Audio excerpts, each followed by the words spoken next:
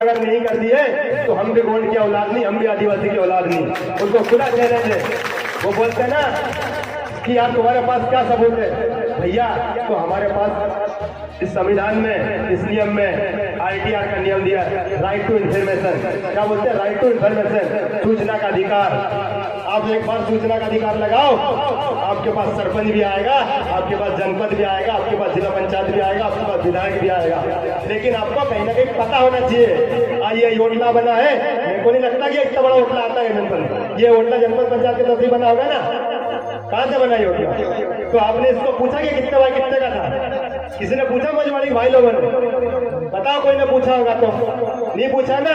आप लोगों को पता ही नहीं है यार कि ये होटला कितने बाई कितने का है। एक बार जाके पूछ लेना कि भैया तूने जो होटला बना के आया, एक बार उसका एस्टिमेट तो दिखा दे। एक बार एस्टिमेट दिखा दे, उसका रेशो बता दे कि क्या रेशो है इसका, इसमें क्या मटेरियल लगेगा और किस सेट, इसका सेट कितना बाई कितने का है। आपके जवाब उसके पास रहेंगे ही नहीं। आपको गुमराह करेगा फिर वो कि वो पंचायत से दूंगा तो वहाँ है, तो वहाँ है। लेकिन बीत गया, उसको भूल जाए। आने वाले कल को हमें संवारना है। हमारी बहन बेटियों की इज्जत का हमको ख्याल रखना है। उनको कहाँ ले जाना है, कहाँ नहीं ले जाना है, ये तो हमारे बड़े बुजुर्गों को डिसाइड करना होगा, निर्णय लेना होगा कि ये जो माता बहनें हैं, इनको हमें किसी की सभा में ले जाने की जरूरत नहीं है। अभी 23 तारीख को वो धीरेन्द्र शास्त्री पंडित आएगा हरसूद विधानसभा में, आने वाला है ना? कितने लोगों को मालूम है? सबको मालूम है ना? अभी लोग आएंगे। वो क्या बोलता है? आपने उनका एक वीडियो देखा कि नहीं देखा किसी ने? वो बोलता है, बहुत बहुत धन्यवाद दादा। वो बोलता है कि जिस माता के मांग में सिंदूर नहीं है और जिस माता बहनों के गले में मंगलसूत्र नहीं है, तो उससे अंदाजा लगाया जा सकता है कि वो खाली प्लाट है। तो क्या हमारी माता बहनें अब जिनके पति स्वर्गवास हो गए, तो उनमें तो सिंदूर भी नहीं रहेगा और मंगलसूत्र भी नहीं रहेगा। तो उस पाखंड से मैं पूछना चाहता हूँ कि उनको किस संज्ञा में रखेगा वो? बताओ, है ना सोचने वाली बात? क्या हमारी माता बहनें खाली प्लाट है क्या? खाली प्लाट का मतलब क्या होता है? अगर ये प्लाट खाली पड़ा तो इसमें 17 लोगों की निगाहें होगी कि यार इसको मैं खरीद लूं। यही मतलब होता है ना। अगर कोई जमीन खाली पड़ी है, किस जमीन में फसल नहीं लगती, तो सबकी निगाहें रहेगी कि काश ये जमीन मेरी होती। तो उसका बोलने का मतलब भी यही है कि यार जिसके गले में मंगलसूत्र हो, जिसके माथे में सिंदूर नहीं, वो खाली प्लाट है। तो क्या कुंवारी लड़की भी भैया सिंदूर लगा के घूमेगी? मैं पूछना चाहता हूँ उस पाखंडी से कि ये खाली जो कुंवारी लड़कियां हैं, वो भी मंगलसूत्र और सिर पे सिंदूर लगा के घूमेगी? तो ये किस ओर लेके जा रहा है हमारे देश को? लेकिन हमारे लोग वहां भी ताली बजाते ना ताली।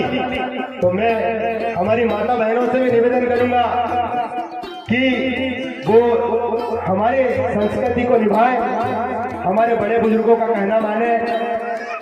आपको जिस देव की भी पूजा करना है, मेरा संविधान मुझे किसी धर्म की आलोचना करने की अनुमति नहीं देता है। मैं किसी भी धर्म की आलोचना नहीं करूंगा। लेकिन जिस ओर ये जो पंडित, जो बाबा लोग हैं, अगर हमारी माता बहनों के ऊपर कोई गलत टिप्पणी करेगा, तो फिर चाहे वो किसी भी धर्म का हो, मैं उसके खिलाफ बोलूंगा। मैं उसका ये नहीं अंजाम देखूंगा कि मेरे साथ क्या होगा। क्योंकि हमारे समाज को आज तक दिया ही क्या है? धर्म ने क्या दिया?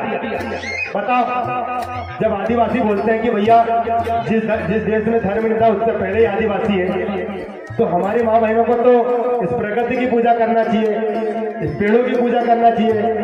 क्योंकि प्रकृति की पूजा इसलिए करना चाहिए क्योंकि हम इसमें रहते हैं, इसके गोद में हम रहते हैं, इसलिए प्रकृति की पूजा करना चाहिए। जल देवता की पूजा इसलिए करना चाहिए कि हम उसको पी के जिंदा रहते हैं ना। पेड़ों की पूजा इसलिए करना चाहिए कि उससे हवा मिलती है और हवा से हम जिंदा रहते हैं।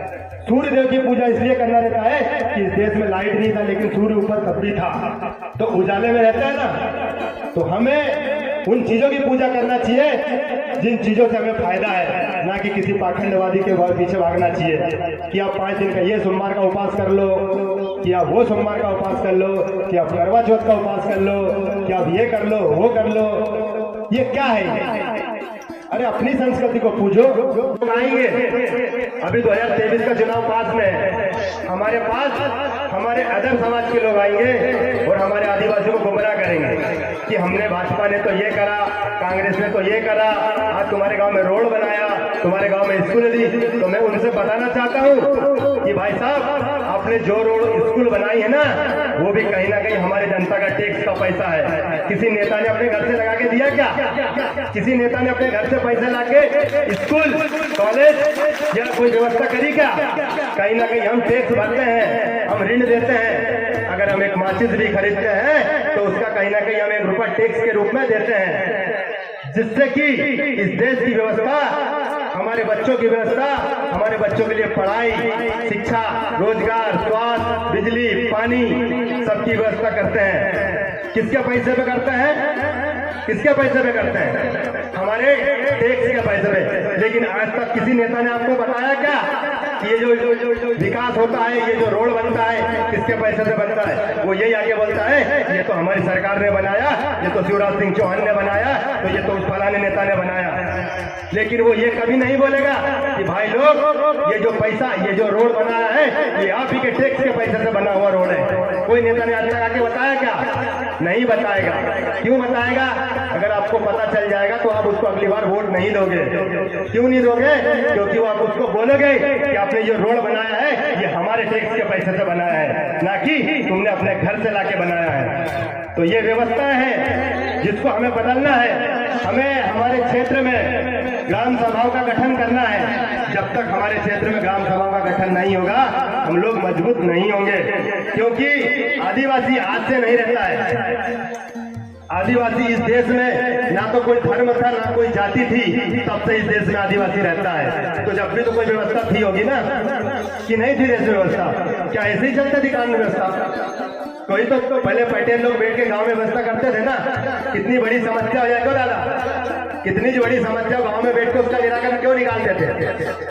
पहले कोई थाना कचहरी था क्या? ये तो सब देश आजाद होने के बाद की प्रक्रिया है। लेकिन हम लोग तो आजादी काल से रहते हैं। क्यों? आपको पता होगा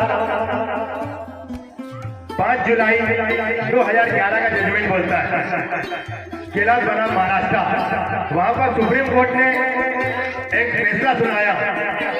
एक महिला के साथ अत्याचार हुआ था, आदिवासी महिला के साथ। तो वो बहुत दिन तक न्याय लड़ी, आखिरी में वो फैसला हाई कोर्ट न्याय हार गई। वो फिर वो सुप्रीम कोर्ट गई, जो कि हमारे देश का सर्वोच्च न्यायालय होता है। जैसे अभी राम मंदिर का हवाला देते हैं कि राम मंदिर सुप्रीम कोर्ट ने बोल दिया तो बनेगा, हम उसका सम्मान करते हैं। सुप्रीम कोर्ट ने कोई चीज बोली है तो हमको उसका सम्मान करना है, क्योंकि हम इस देश के नागरिक हैं। वैसा ही अगर सुप्रीम कोर्ट ने बोला कि राम मंदिर बनना चाहिए तो हम उसका तहे दिल से स्वागत करते हैं। लेकिन अगर सुप्रीम कोर्ट ने यह भी तो बोला है कि आदिवासी देश का मूल मालिक है, ये मैं नहीं बोलता हूँ, ये सुप्रीम कोर्ट बोलता है। लेकिन आज भी इस देश की सरकार, इस प्रदेश की सरकार ये मानने को तैयार नहीं है कि आदिवासी इस देश का मालिक है। क्या मानने को तैयार है? क्या नहीं है ना? आप किसी कलेक्टर के सामने जाके बोल दो कि भैया 2011 का जजमेंट बोलता है कि आदिवासी देश का मूल मालिक है, लेकिन वो आपकी बात नहीं मानेगा। मानेगा क्या? क्योंकि वो सरकार के तला हुए कठपुतली है। क्योंकि सरकार ने उन्हें राजभवन से कोई राजपत्र जारी नहीं करा कि भैया आदिवासी को आपको इस तरीके से उनके साथ व्यवहार करना है। जब तक राजभवन से कोई पत्र जारी नहीं होता, कोई भी काम आदिवासी के पक्ष में नहीं होगा। इसी प्रकार सुप्रीम कोर्ट ने जजमेंट तो दे दिया, लेकिन यहाँ की सरकार है वो चीज मानने को तैयार नहीं है। क्यों नहीं तैयार है? अगर उनको पता है कि हमने अगर आदिवासी को इस देश का मालिक मान लिया तो कहीं ना कहीं हमारी सत्ता, हमारा ये जो बड़ा भोलापन हमको डूब देगा। क्योंकि आदिवासी फिर मालिक तो मालिक होता है। अपन किसी दुकान में जाओ तो मालिक चेयर पे तो उठता क्या? कुर्सी पे से नहीं उठेगा ना, क्योंकि वो मालिक है। तो हमें इसीलिए वो मालिक नहीं मानना चाहते, क्योंकि वो हमारी कुर्सी पे वो लोग बैठे हैं। तो अगर मालिक बनना है तो उन्हें बताना होगा कि हम इस देश के मालिक हैं। हमारे युवाओं को इस चीज की पढ़ने की जरूरत है, क्योंकि आदिवासी पांचवी और छठवीं अनुसूची की बात करता है। पांचवी अनुसूची छठवीं अनुसूची क्या है? कहीं ना कहीं वो आदिवासियों का संरक्षण की बात करती है। 13 दिन का रूढ़ी प्रथा 144, 244, 244 1, 244 2। आपके खिलाफ अगर कोई मुकदमा चल रहा है, हमारे अभी हम देखते ना कि हमारे समाज में अगर कोई तलाक का मुकदमा हो, अगर कोई तलाक का मुकदमा चल रहा है तो हमने भैया जब पंडित तो करे ही नहीं था हमारी शादी में कि होता है पंडित नहीं होता ना। हमारी रूढ़ी प्रथा के साथ शादी होती है, क्यों दादा लोग होती ना? अरे हाँ या नहीं तो बोल दो। आप तो बड़े बुजुर्ग हो, शादी बिना पंडित के होती है। सुप्रीम कोर्ट और हाई कोर्ट जो जजमेंट देता है वो पंडित के आधार पर देता है कि जो शादी में पंडित मौजूद होता है वही शादी का फैसला सुप्रीम कोर्ट और हाई कोर्ट करता है। लेकिन हमारे यहाँ तो पंडित होता ही नहीं, तो फिर हमारा फैसला कौन करेगा? तो हमारा फैसला करने के लिए हमारी एक रूढ़ी प्रथा है, जिसको भारतीय संविधान में 244 1, 244 2 के तहत अनुच्छेद 13(3) में शामिल करा गया है कि जो भी आदिवासी के तहत मुकदमा आएगा तलाकनामा का, जिसको बोलते छोड़ छुट्टी, वो कोर्ट से नहीं होगा, वो रूढ़ी प्रथा के तहत करा जाएगा, क्योंकि ये संविधान में दिया हुआ है। ये मैं नहीं बोलता हूँ, इस देश का संविधान बोलता है ना, इस देश का संविधान। अभी आपको पता है ये जो केंद्र में बैठी सरकार भाजपा की आपके खिलाफ एक कानून लाने वाली है, यूसीसी, यूनिफॉर्म सिविल कोड, भारतीय नागरिक संहिता। उसमें शादी, धर्म, जंगल